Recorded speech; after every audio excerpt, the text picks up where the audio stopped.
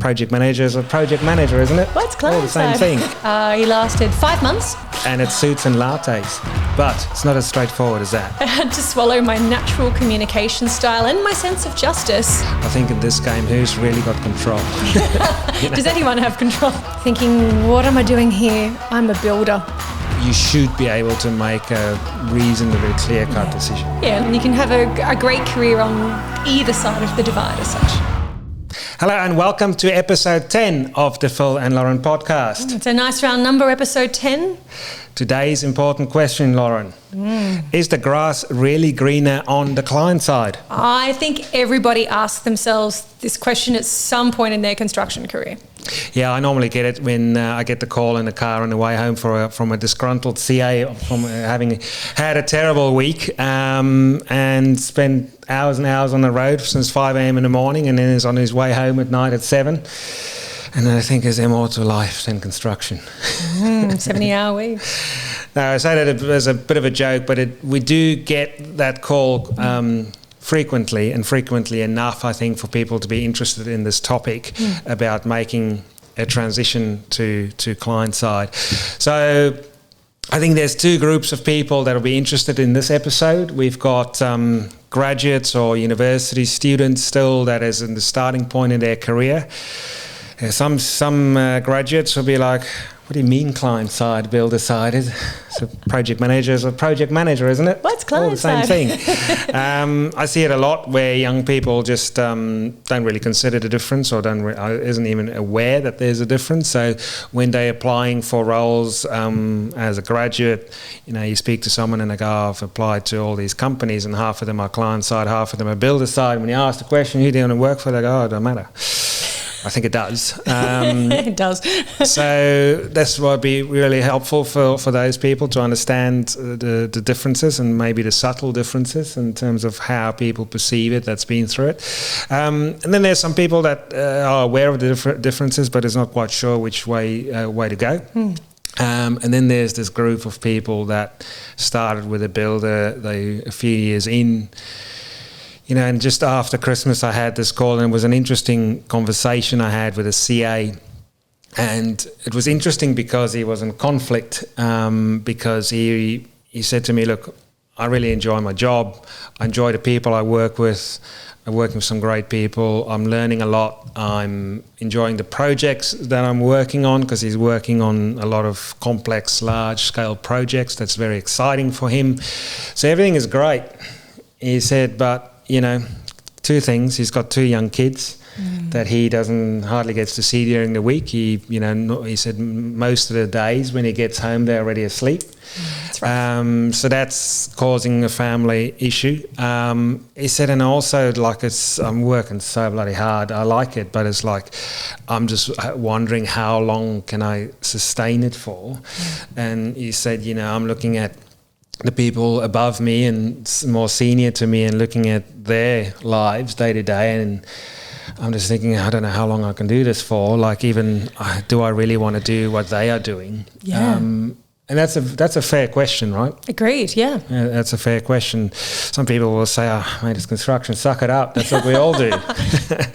But, he's obviously doing well in his career, so it's a fair question. So there's this perception out there among many people that if before you sort of delve into the details of it, that it's maybe is it as easy as just popping across client side, maybe taking a bit of a pay cut, Definitely taking a pay cut, and it's suits and lattes. Yeah, suits and lattes. Look, there are probably a few lattes, definitely, probably a few suits, but I think what we found in researching this episode is actually it's not as straightforward as that. No, it definitely isn't, and that's what we want to go through here today, and maybe debunk some of those myths and perceptions, because let's look, the client side space is just as diverse as the construction, as the builder side, right? Like if you think about builders, there's a vast difference between working for multis and then working for a small fit-out company. True. Equally, if you're working for a Turner and Townsend or a large international consulting firm, it's going to be a different life to working with a small developer or consultant in South Yarra with 3 people in it. So there's lots of things to consider, but I think fundamentally it comes down to a number of things that we want to discuss here. So let's start with some stories. What we've done is I've spoken to a number of business leaders and directors from the client side space, and I sort of focused mainly on speaking with consultancies that have hired quite a number of people that have made a transition from the builder to client side to get their perspective on, there's people that have moved across, been successful and enjoyed it, and there's other people that either didn't like it and went back to the builder or was let go because they couldn't cut it for whatever reason. So, I sort of asked the question, who transitioned well and who didn't and why? And you went and spoke to a number of people that moved one way or another. Yeah, I focused on the people stories, people that made the move, people who loved it and were really happy that they made it, and what were the common threads in those stories. People that were uncertain, still on the fence, the people that actually went back to the builder afterwards. And I think there's some insights there that might be very, very useful. Yeah. So let's start with the positives. Look, I think we want to make sure, we want to try and do, I'm biased towards the builder. Definitely. It's just me. I've put it out there, and it's going to come across in this episode from me because it's just, I enjoy that space more. I do most of my work in that space, and I just like that sort of directness of communication. Don't like the fluff. Yeah, look, the more I learn about client side, the more I realise you would not enjoy it. Would not enjoy it. I think there are elements of it that I would definitely enjoy. I think I would like to think I would go either way. You might have a different opinion on that. But it's definitely not for everyone. No, but look, as much as I'm biased towards to one side, there isn't a right or a wrong, and I don't think there's a better one isn't better than the other. They're very different. So I'm going to try as much as I can to be, let's try both sides of the story. So let's talk about the people that have transitioned it, that's loved it, and it's worked for and have done really well, and why that is. Well, let's start there. And the things that were common across all of the stories of people that are successful were number one, yes, they agreed the hours were better. Everyone we spoke to in client side said that they were still quite busy. So the idea that you are, there's no stress whatsoever is a misconception. You will still have stressful, busy days in different ways that we can perhaps unpack a bit later. But they did feel that the hours were more manageable. The most successful people, one person I spoke to who had just zero regrets about making the change, said he really loved client side because it was actually more engaging than the builder, because you saw a project from its very inception, the planning stage, finding the location for it, all of these things, working with every single person, and then giving it to the builder and then seeing it come up. He says, wow, this is so satisfying. I wouldn't go back because I get such a broad scope and I've learned so much in doing this. And those people that find that appreciation for the work are the ones that love it the most. I find. And the other category of person that really enjoyed the move client side were people that said, I really like this communication style better. They found, working for the builder, sometimes you got to be pretty direct, and there's conflict, and combative was the way that he described when he worked at the builder, how he found it. Where he was working client side, he says, my days are spent very collaboratively. I feel like I work with people now, and that we all have the same end goal rather than everybody competing for their own agenda. So if that sounds like you, if you're happy to work in that way, different kinds of people, focusing on getting them all on board, could be a very successful transition. I'm going to say but it's not as straightforward as that. Because that's so let me play sort of devil's advocate here and sort of talk about those things in a bit more, put it in a bit more context, because I think it's important to think it through all the way in terms of what it is that so let's talk about a job satisfaction part of it. So that person said, he enjoys it because you see the whole life cycle of the project. Some people have commented that they feel more in control. They find that they're fixing high level problems, or that your problem solving is quite different. It's more strategic, it's more big picture. Someone said, you got to shake the tree and find more creative solutions to problems. But it also can be quite ambiguous, right? Oh, yes. So let's talk a little bit about the job satisfaction component a little bit. So there'll be other people that will listen to this and go, rubbish, like you don't get to get involved in a project. You just sort of a pretender. You're sort of on the outside looking in, sitting in your office on Collins Street. What do you know about construction? So if we think about one of the directors of the client side consulting said, there's often people talk about this job satisfaction because they're a builder or they feel like they're part of the project. On the one hand, you can say the reality is, well, the builder, the head contractor, they don't build anything. If you're a CA, you're not tying steel, you're not walking on site with a tool belt. So that sort of perception of wanting to look up at the building at the end and go, oh, I built that, I was part of building it. Well, that just depends on your interpretation of what you feel your contribution was. On the one hand, you can say, well, your involvement as a CA is just as significant as your involvement as a client-side PM, because no one tied steel or hammered a nail into a piece of wood. But the reality is that one is closer to the action than the other. So some people have said, I feel too far removed from the action. I feel so far removed from it. I feel like I'm not a builder anymore. And other people have found it the other way. So I think it's really important that people sort of understand the differences and really, it's a bit of soul searching, I guess, in terms of understanding what is the parts of the role that is really satisfying to you as a builder, as a career-focused person in the commercial construction industry. And then if we talk about the hours, it's like, a lot of people have said they work bloody hard, and they do, and some people have said they work, depending on who you talk to, some people work in terms of hours, just as many hours, but they might work a lot of it after hours from home, but you're just not as tied to the stresses and pressures of the project. There's a lot to unpack there. So I think some people make the move and don't like it. That's true. They do. It's always a big adjustment, and I think if we start by talking about that first, and then you have to determine whether you can make that adjustment, and I think the adjustment largely happens around the communication style. And so I spoke to one person, he'd been client side for a couple of years now, was happy he made the change, and I asked him, what was the biggest difference that you noticed? And this is where his story sort of honed in. He said, in my very first project, and he said, I'd been onboarded really well.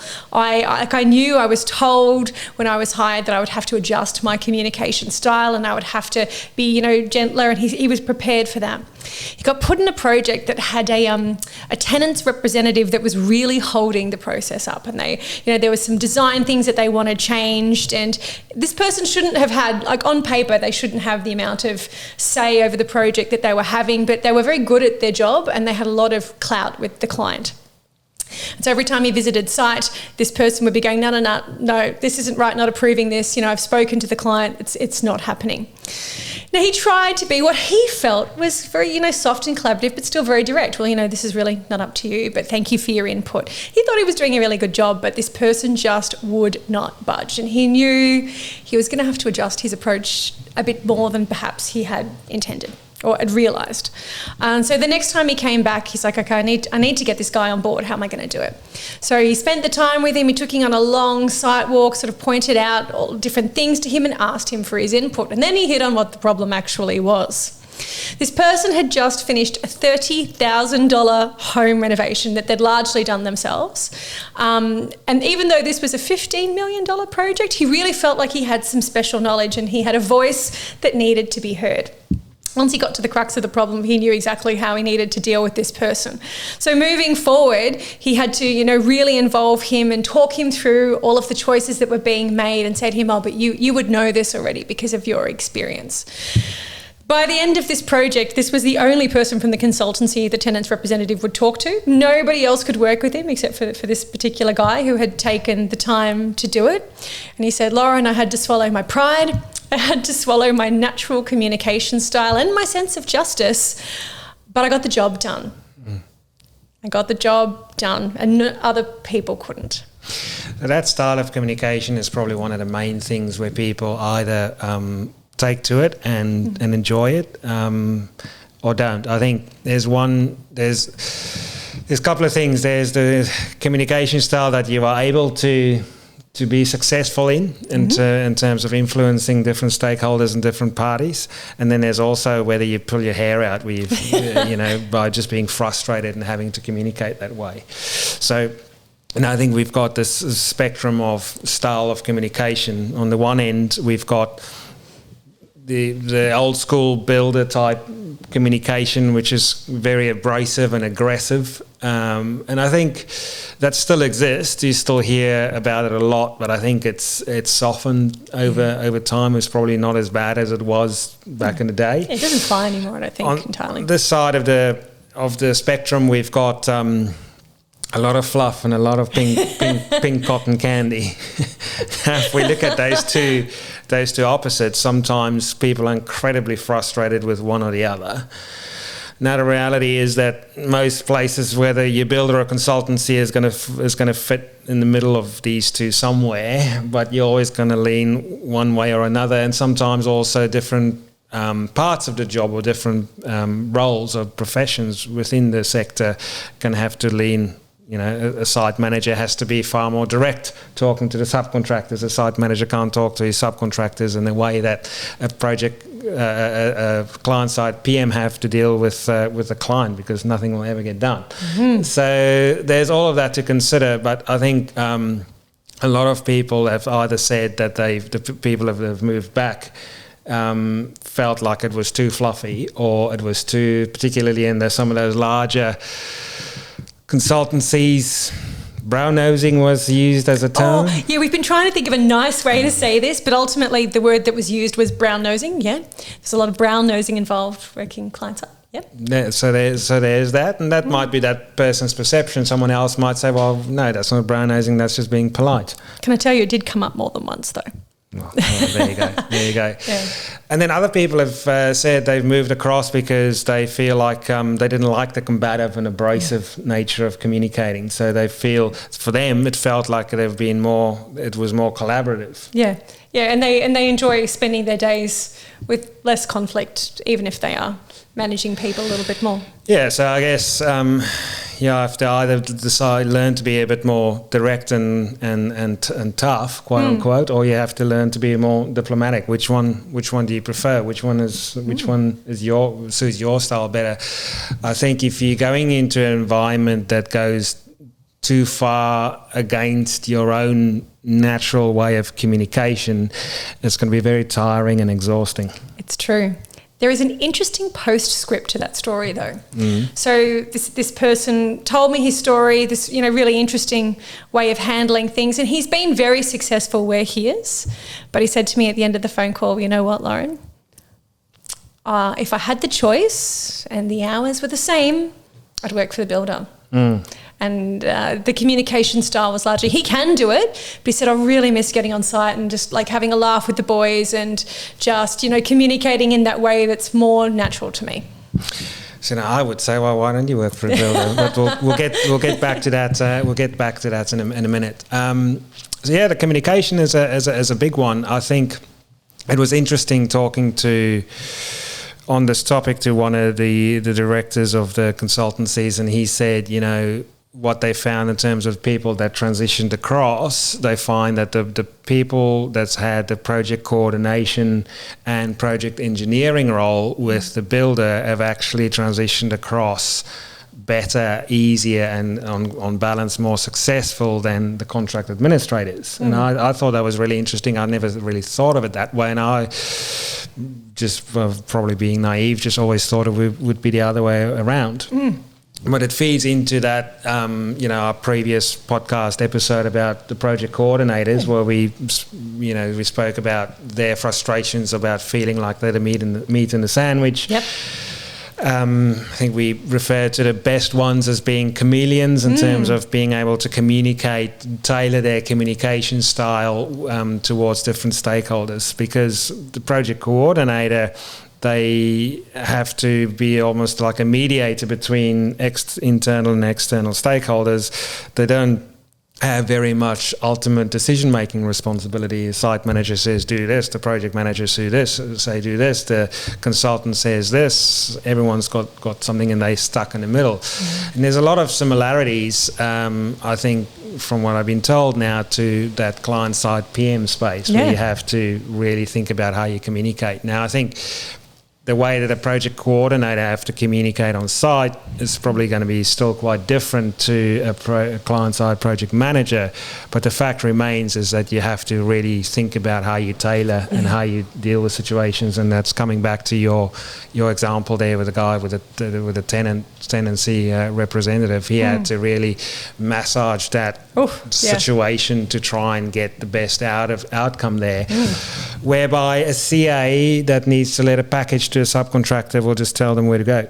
Yeah. Or they can sometimes, because and it comes back to someone else said, sometimes you have, when you're working for the builder, especially in that CA project manager CA component, you've got a lot more leverage and power because you're the one paying the bills.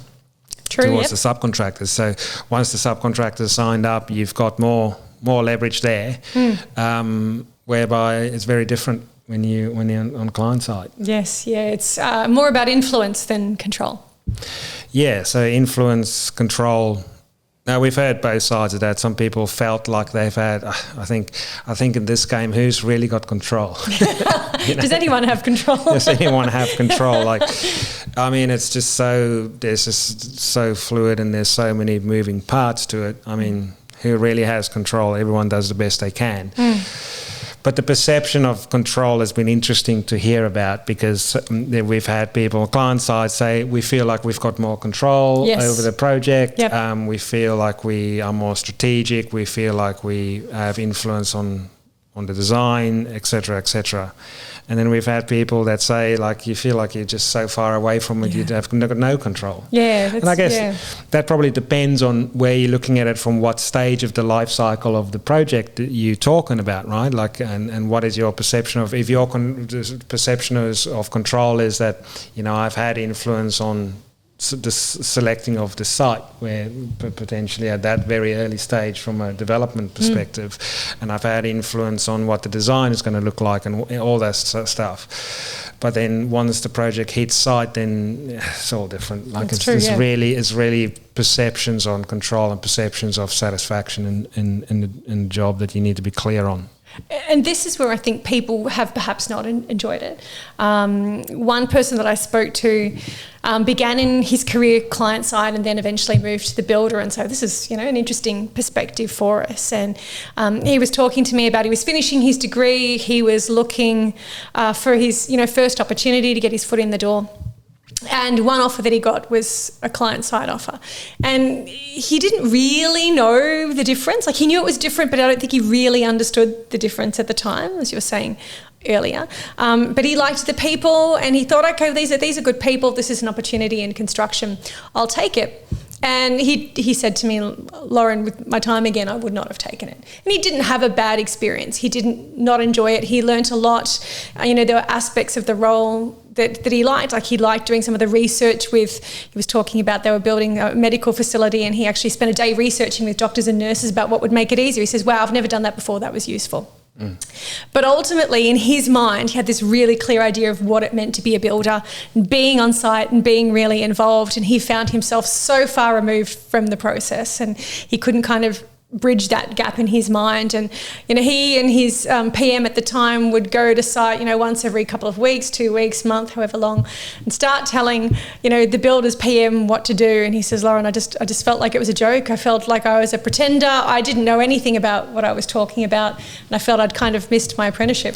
Well, I imagine depending on the type of project manager or site manager they'll be dealing with, if he has a young bloke turned up as a client side representative, and he was pretty green, they'll probably make him feel very small very quickly. Yeah, that could be part of it. That could be part of it. What do you know about anything, mate? That kind of thing. And that's what happens, right? We spoke to someone we met yesterday that's actually interestingly moved from builder to client side and is now sort of less than a year in, and now want to move back.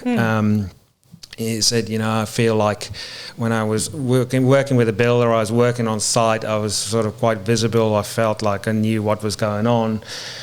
Where now I'm going to site maybe once a month or whenever we can, and I just feel like it's so difficult to keep track on what's going on, or to feel like you know where you're at with the project. And it's really difficult. Now, if he started there and if he wasn't on site before, maybe he wouldn't feel like that. Yeah, maybe, yeah. But the contrast of the two experiences made him feel that way. And he also felt like, he almost feels like it's not his place to sort of give advice to the builder or really do the job that he's supposed to do, because you feel like you're not there. Yeah. You feel like you don't have as much involvement. And again, it's a junior, still someone in the beginning part of his career. So, someone 6-7 years in would feel different, but it still makes a point. But, he also said it feels like we do a lot of, most of the day there's a lot of admin. I think that's one thing to make clear as well. It's like,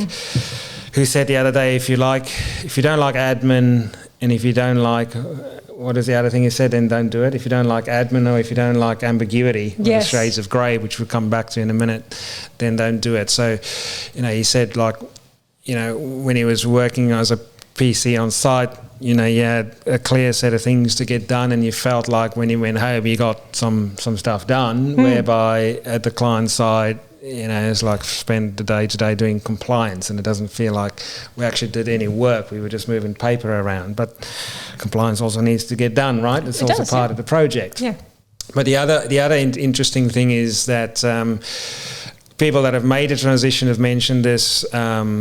It's one of the client-side directors. He makes this very clear in interviews. It's like, there's lots more shades of grey. There's lots more ambiguity. You often have to work. You can't structure your day. Your day might not be as structured as in comparison to what a CA would have at a builder, because it's all a bit more fluid and a bit more ambiguous. And some people just can't deal with it. It drives them nuts. Oh, yeah. Yeah. But some people really thrive in that environment. But I think it's important that people understand that sort of it's very ambiguous, and also sometimes you have to work on a lot of things that don't exist yet and will never exist. Yeah, that's true. Far more often, client side, you'll work on something that doesn't happen. And one of the people I spoke to had recently joined the team that had been working on the Commonwealth Games. And he obviously asked them about that. And they said, oh, yeah, like on Thursday, we were all happily working, thinking this was the next however many months of our lives. And at Friday, they're all at the pub with a beer commiserating the fact that they didn't know what was going to happen now because it had been cancelled. Yeah, so for some people, that will be really hard. I mean, I think for me, that would be pretty difficult if you feel like you've spent however long working really hard, working late, working weekends or something, and then at the end, it just gets put in the bin. Yeah, something you've invested in, particularly something like that. Yeah. Now, you can make the counter argument, I'm sure, maybe estimators feel like that too at the builder. You're working on a tender, and particularly in the bigger tiers, if you can work on tenders for weeks and months, and your whole team, and then you have to stay late and sleep under your desk sometimes because the tender deadline is tomorrow, and you got to get it done, and then you lose the tender. And then it's like, you can, on one hand, you can almost look back and go, well, why did we even bother? Did you save it? But that's just how it works. But then there's a lot of parts of, in our line of work, it can sometimes feel like that too. Yes, it does. You got to deal with that uncertainty, ambiguity, and there's a lot to think about. There is a lot to think about, and if you are someone who has started your career client side, and you're asking the question, maybe the reverse question, should I move to the builder or should I do here? I don't think this person's 2 years that they spent client side at the beginning of their career did them any harm. You can still make that transition. He felt he did learn things that were useful and relevant that perhaps he would not have known going up through the builder. But I will say he transitioned into a graduate program at a builder after his 2 years, which a lot of people wouldn't. So in that sense, he was 2 years behind. And he said he had a very steep learning curve, learning to be tough. But every project coordinator tells me that in the first year of their careers, like, I had to learn to be tougher and communicate in a tough way. And I said, yeah, I guess that's par for the course. But when he moved on a little bit and he's since been promoted, he had those softer skills that he learned client side of getting people on board, that emotional intelligence. He already had that. So it didn't do him any harm as such. So let's talk about that very quickly. I think on paper, there's a benefit if you're starting in your career to have had a bit of experience in both, right? Because you can make that argument, say, look, he's seen that side of it, now he's seen that side of it. So a lot of graduates might think about this and go, well, maybe I'll do a bit of both. So maybe not. So most of the market knows this, but as a graduate, if you're listening to this, understand this. And we're just filming the video yesterday from our new online course for graduates that will be coming out soon, talking about the differences in more detail about client side versus builder side. But understand that if you are working for the builder, you can, over the time in your career, transition to client side. But it'll mean that you, more often than not, will have to take a pay cut. It is common knowledge that a project manager for the builder would typically have a much higher salary than a project manager for client-side consultancy, and sometimes even the CA, depending on the level of a contract administrator, will have a higher salary than a client-side PM. And sometimes those differences can be quite large. Sometimes in extreme scenarios, it could be 50 to as much as 100 grand in differences. Sometimes it could be massive, and that's a big consideration for someone. So some people, there's a couple of things here. So some people might feel like they want to make the transition, but now they've a PM or they work their way into a level of seniority and income with a builder, and they've got a mortgage and they've got kids with private school fees, etc., and they physically just cannot afford it to make the change. Also, the client-side consultancies, when the pay gap is too big, they're very hesitant to make that offer. Even if someone's saying, "Look, I'll take what you're offering me," because I don't know. It's a red flag. Maybe it's like, well, how long is that going to last? Like you say that now, but when the reality hits, when you get your pay slip, you're like, oh, and sometimes, and it also feels like maybe if people feel like you're shortchanging someone, it just doesn't. For some people, it doesn't feel right. So if that gap is too big, then it doesn't happen. So there is this kind of point in time where it becomes very difficult to make the transition. Some people do it, but it's uncommon.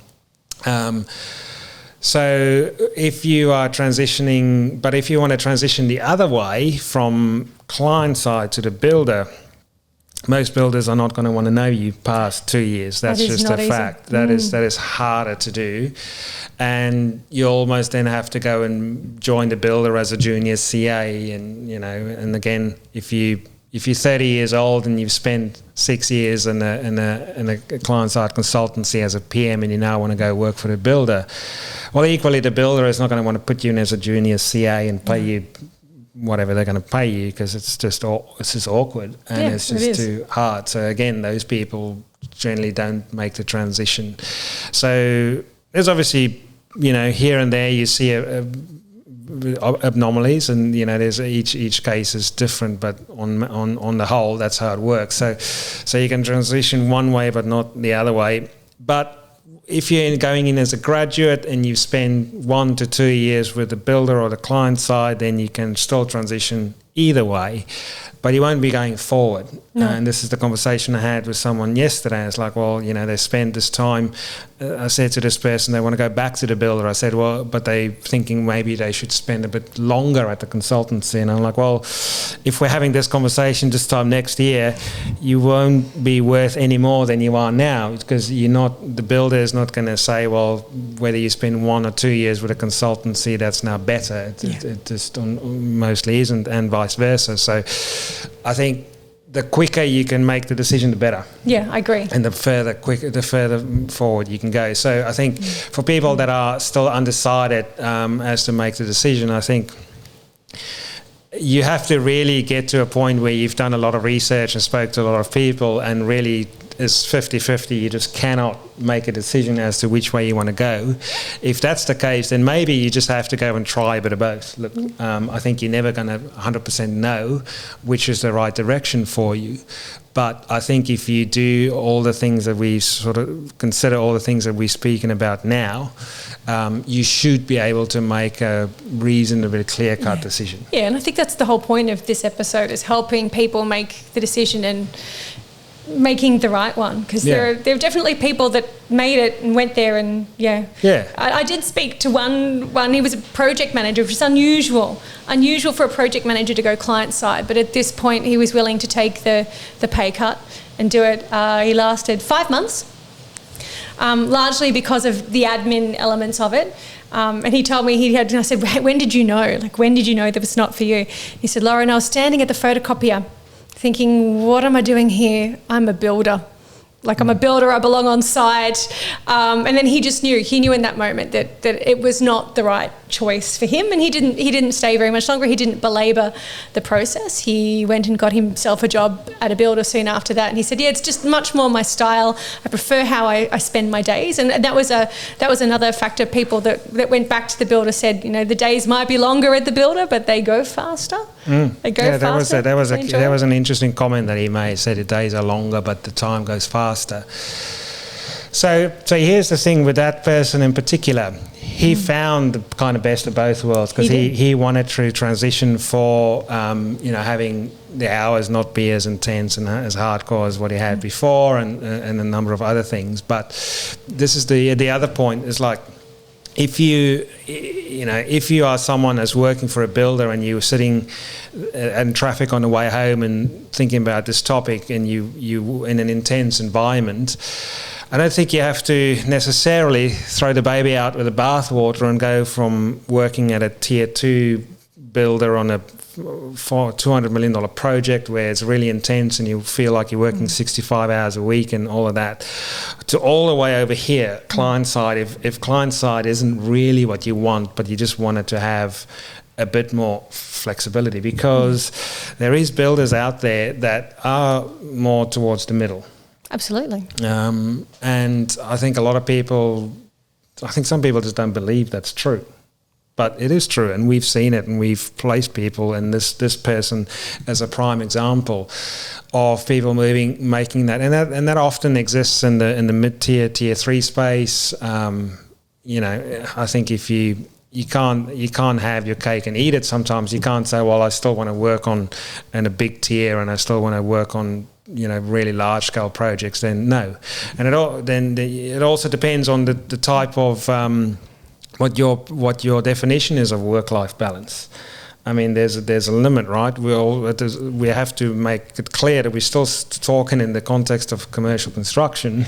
Like, you can't work a 3-day week and work half days from home and all of that, and still that's not work-life balance. That's not even in the industry. I don't think nobody has that. I don't think those things even exist in client side. But if you just want to work a normal, 8 to 5 type role, and not having to work Saturdays and not feel like you're selling your heart, your soul for your job, then there are jobs still in with the builder side. Yeah, and I think progressively the industry is probably moving closer and closer towards that. Yeah. It's definitely here now, but I think it'll become more common too. See, now it sounds like I'm pushing my bias towards builder side, and so let's talk about that just very quickly as a wrap up, and say, look, I think the things that you need to consider, where if you are working for the builder and you're wanting to move to client side, you need to get to that point where you want to get really familiar with what client side life is like, what are the expectations, what are the challenges, what are the things that make that really exciting, and what are people saying that gives them satisfaction. So you've got to go and talk to as many people as you can, I think. Don't just listen to us. Yes, listen to us, but also ask the people on the side. Go ask them directly. I mean, if you're working for a builder, it should be easy for you to access all these people. Go and don't just talk to, this person that I spoke with at the beginning of this conversation, and his mates of telling him that it's great to go there. Yeah. But it's dangerous to listen to your mates and to listen to 1 or 2 people that tell you it's great. Yeah.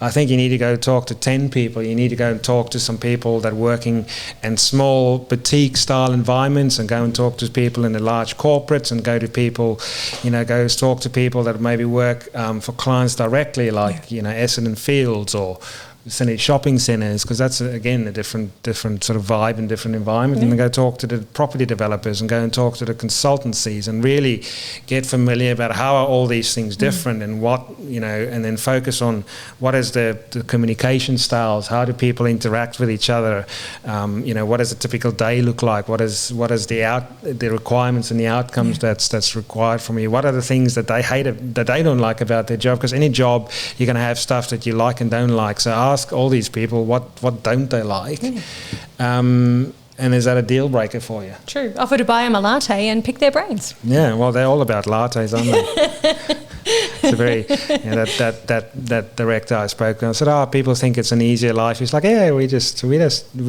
wear suits and drink lattes, don't we? And he was being very sarcastic, and I could tell that was a sore point. So go have all these conversations, and then if you don't get excited about client side and think, I don't really like all that stuff, but if I want to see my kids, then maybe I have to consider it. Then I think it's the wrong choice. Then go spend some time to find the job that gives you what you need with the builder. Yeah.